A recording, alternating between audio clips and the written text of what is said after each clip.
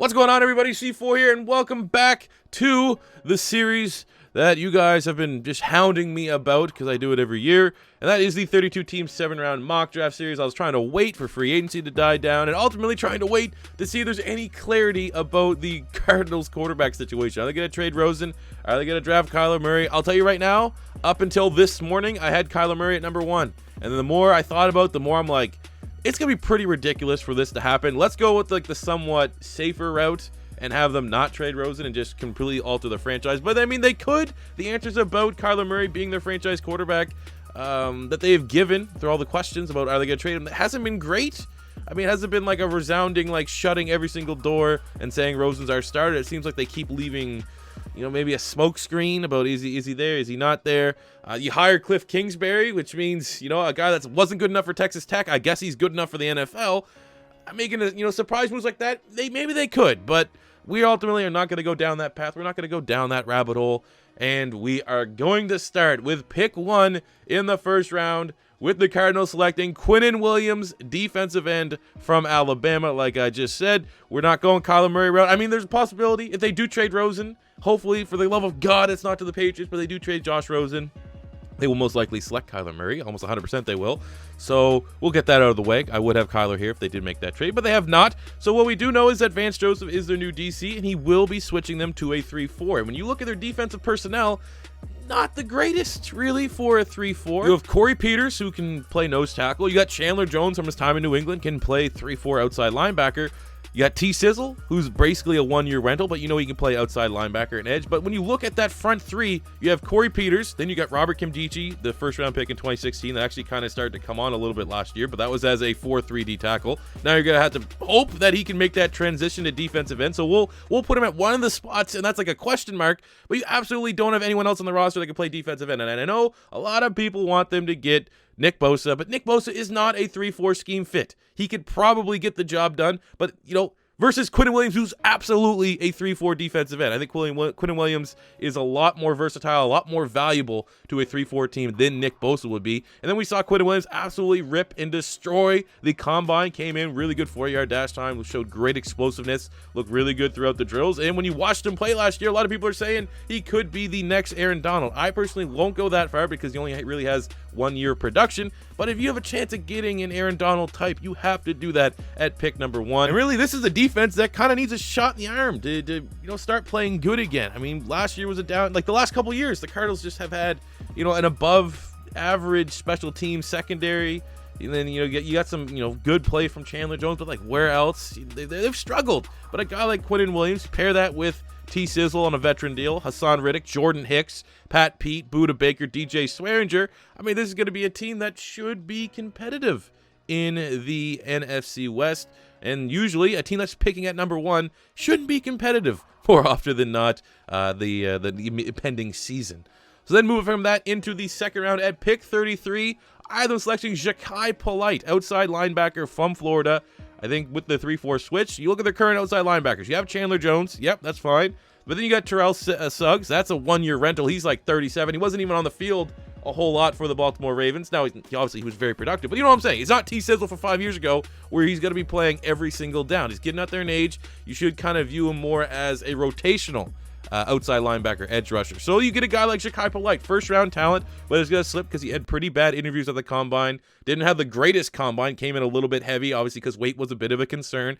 But I assume he was playing weight probably 250, 255, but his relentless motor. I'm telling you right now, as a Gator fan, Shackle Hyppolite is a stud. He's the kind of guy that, like, that's what I say, his best thing is his motor. He will never stop. He can always just live on the field. Being able to have Terrell Suggs and Chandler Jones teach him, kind of groom him a little bit. I mean, he's going to an incredibly favorable scenario there in Arizona.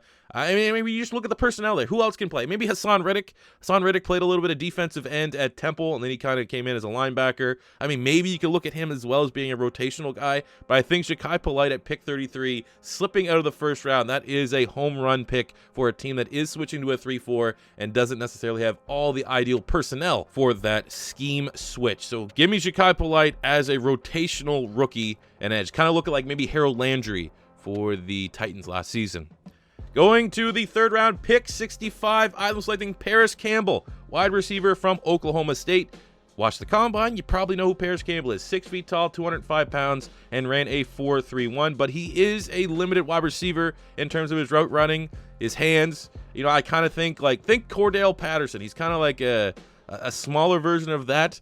But how like the Patriots used him last year, I feel like that's kind of how Paris Campbell was used at Ohio State. He was just get the ball into his hands, find whatever way that doesn't have him running like, you know, a really intricate and difficult skill route running tree, and see what he can do, because he's strictly a terrific athlete. But I do think he has that potential. And again, kind of like Shackle Hyppolite going with T-Sizzle and Chandler Jones. I mean, Paris Campbell, he's only going to benefit from having someone like Larry Fitzgerald constantly around him, help coaching up. We saw that maybe with Christian Kirk. Christian Kirk kind of slipped a little bit, went into the second round, and we saw a lot of production out of him. So I think it's a good wide receiver room for Paris Campbell to go to. He replaces the John Brown threat that they haven't had for a couple years. Like, I mean, who's like the really big deep threat? You had Christian Kirk working on the slot. He also might have been their fastest wide receiver. So I think adding a lot more speed to that offense, obviously that's kind of what Kliff Kingsbury is going to want to see. I mean, you know, we could look at later round picks. Kliff Kingsbury could want some of his guys from Texas Tech, like Antoine Wesley. He's a little bit bigger. He's a little bit faster type kind of threat than what they already have. But I think ultimately in the third round with Paris Campbell still sitting there. I mean, I have seen some mocks have Paris Campbell go in the first round, which is absolutely ridiculous. For how much people want to critique DK Metcalf's route running, Paris Campbell is not nearly the same caliber of beast, and I would maybe even argue his route running is even worse. So third round, though, is good value for Paris Campbell. He's an offensive weapon. I think someone like Kliff Kingsbury will definitely want that on his roster. Going into the fourth round pick, 103, I've been selecting Titus Howard, offensive tackle from Alabama State. I think even with some of the veteran moves the Cardinals have made on the offensive line, they still got to go big and get younger on the offensive line here in the draft. That's what you're going to see here for the next couple picks. I think it starts with Titus Howard. It's a good value pick. He's a right tackle. He's small school prospect, so he still will be available there, but had a really good Senior Bowl. And when you look at what happens there at right tackle, they just traded for Marcus Gilbert, who when he's on the field is pretty damn good, but he's injury prone.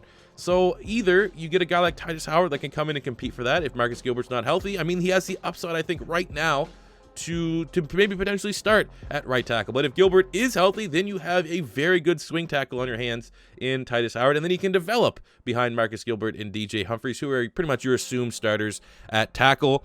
But I mean, he's played well for a small school prospect when he goes up against big teams. A lot of scouts like to really highlight his Auburn tape as wow. That's kind of where he put himself on a lot of scouts draft boards, and he's a really, really good athlete. So the upside is there, and I do think that the Cardinals need to pretty much everywhere on the offensive line get better and younger.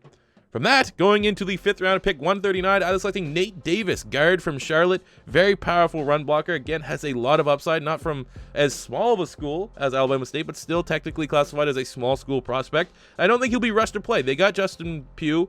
They got J.R. Sweezy. Those guys are veterans that are capable. But again, it's another type of guy where he's going to be really good, valuable depth. I think top depth at that guard spot. He might be able to start later in the season. Like I said, I don't necessarily think you want J.R. Sweezy to be the starting guard without competition, and I think a guy like Nate Davis will bring the most out of that competition, and because of that upside, I think it's just a valuable future forward-thinking move building up the offensive line here in the later rounds for the Cardinals. Sticking with that, in the sixth round, pick 174, I was selecting Martez Ivy, guard tackle from Florida.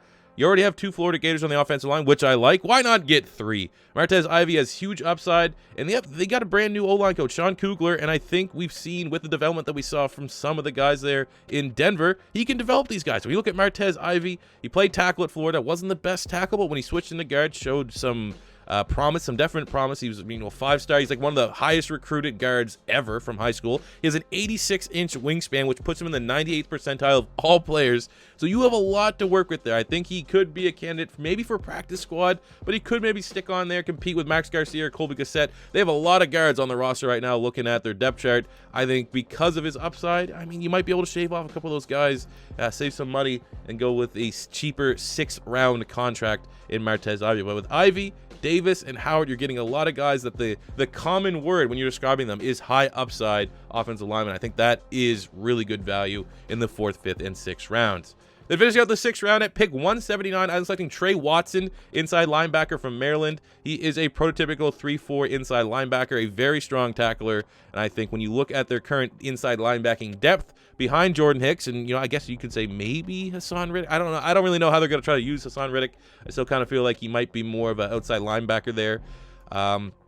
Not a lot of depth at inside linebacker. And I think Trey Watson can bring that depth and be able to contribute on special teams. And then we got 3 7th-round picks. First up at pick 248, I have Malik Gant, safety from Marshall. He is a strong safety. He's a big-time hitter at 6 feet tall, 210 pounds. When you look at what they have there at safety, they're losing Trey Boston. You have Budda Baker, who's your cover guy. But then you got DJ Swearinger. He kind of came on late from, was it a trade or was he released from the Redskins? I can't remember. But, I mean, he actually had a pretty good season. He wasn't getting removed from the Redskins because he was playing bad. It was more so an issue with the defensive coaching staff. But I think a guy like Malik Gant brings you some more power into that secondary. When right now you kind of look at that secondary, you see more finesse than power. And a guy like Gant offers a dimension they don't currently have. Then at pick 249, I was selecting Penny Hart, wide receiver from Georgia State. I don't know what it is. Maybe it's just the Chad Williams pick from a couple years ago. I always just feel like the Cardinals get an obscure wide receiver. And a guy like Penny Hart, who could come in, be wide receiver 5'6". He had a huge Senior Bowl, bring special teams upside, could be top slot depth behind Christian Kirk, get a lot of snaps, just find ways to utilize him. Somewhat similar to like a Farrell Cooper type, a guy that's a special teamer that has some upside in case you're in a pinch by throwing out some wide receivers. And I think Penny Hart was a nice little value pick, an intriguing weapon for Kliff Kingsbury. Get more wide receivers that fit that traditional college Texas Tech, I'm going to go 5 wide type mold. So get a guy like Penny Hart. I think he could find a way onto that roster in the 7th round. And then finish up the draft at pick 254. I was selecting Ed Alexander, nose tackle from LSU. He's injury prone. He has knee concerns. But when he is healthy, I do feel like in the 7th round, Ed Alexander is the best value nose tackle in this draft. And I think if he can stay healthy, if he can pass all his medicals, which I assume he will, he could merge as the backup nose tackle behind Corey Peters there on that defense. And getting that kind of value in the 7th round is almost unheard of. So I feel like, a lot of people do undervalue run stuffing type guys. That's what Ed Alexander brings. But I do think that in the 7th round, the fact that there's no real clear nose tackle depth behind Corey Peters, a guy like Ed Alexander could come in and fill that void with the last pick. Mr. Irrelevant, I think, in the draft. So, hey, as good. Look, last year they got Trey Quinn. The Redskins got him. He's probably gonna be their starting slot. He basically made them so they could move on from Jamison Crowder. I think there's maybe potential there if they did decide to select Ed Alexander as Mr. Irrelevant in 2019. So there you go, guys. That is my 7th-round mock draft for the Arizona Cardinals. Definitely Cardinal fans in particular. I like to hear what you guys think. I think when all is said and done, a corner, maybe a second running back to come in to challenge to be death behind David Johnson. Those are probably the only 2 positions that I was like, maybe, don't go as heavy on the offensive line. Maybe look for guys at that spots. But I feel like they absolutely have to go out there for how bad their offensive line was last year. Getting some good value, lots of upside in the later rounds is kind of paramount, but definitely corner shout out, running back 2 shout out that I missed out on. But definitely give me your feedback. As always, though, guys, this is just 1 of 32, so we still have 31 more to go. So we are going in order. So if you're a fan of any teams that's picking in the 20s, you're gonna have to wait a little bit. Sorry for being good last season. But as always, guys, if you're first time stopping by, don't be afraid to hit that subscribe button, smash the like button if you enjoyed. And until next time, it's C4 saying peace out.